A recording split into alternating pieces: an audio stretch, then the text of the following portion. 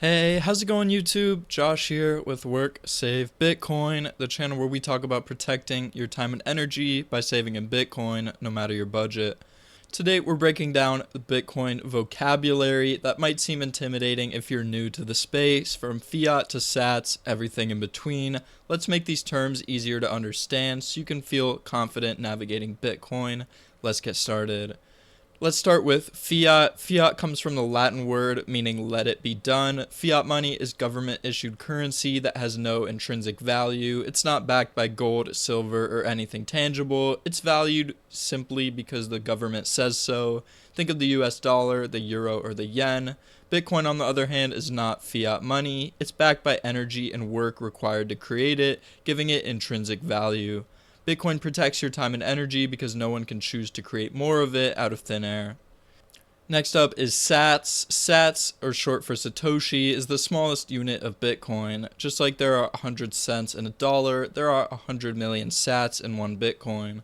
Why does this matter? Bitcoin may seem expensive at $90,000 plus, but you don't have to buy a whole Bitcoin. You can buy fractions of a Bitcoin, just a few sats at a time.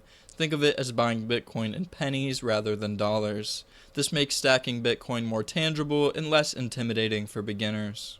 Proof of work is the foundation of Bitcoin. It's a system where miners solve complex math problems to verify Bitcoin transactions and add them to the blockchain.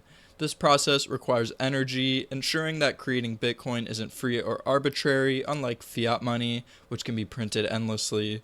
Miners are rewarded Bitcoin for each block they mine.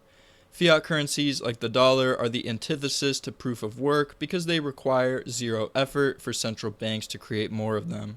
Decentralization means no single entity controls Bitcoin. Unlike banks or governments, Bitcoin operates on a network of computers or nodes spread all over the world. This makes it resistant to censorship, fraud, and manipulation, giving you full control over your money. Decentralized systems empower individuals with the ability to verify the truth themselves. A lot of Bitcoiners live by the term trust but verify. In contrast, centralized systems can lead to censorship and the abuse of power.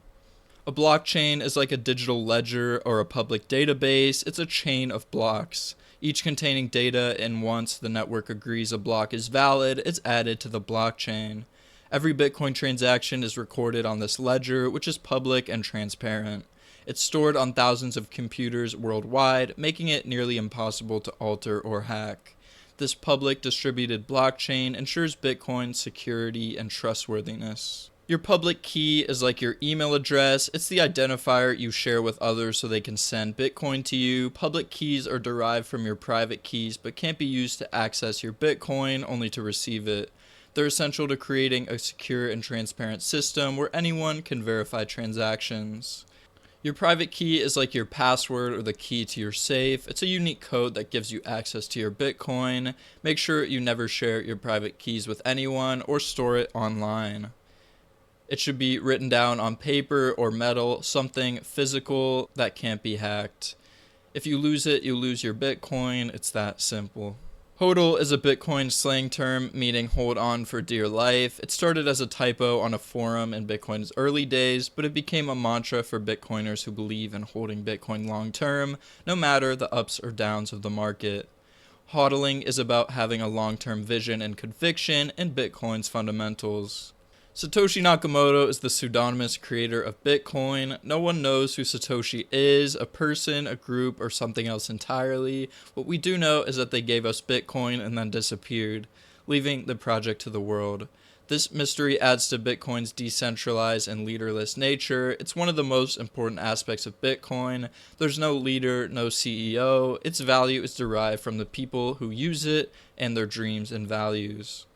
Bitcoin vocabulary might seem intimidating at first, but it's easier than it looks. Understanding these terms is the first step toward feeling confident in the world of Bitcoin.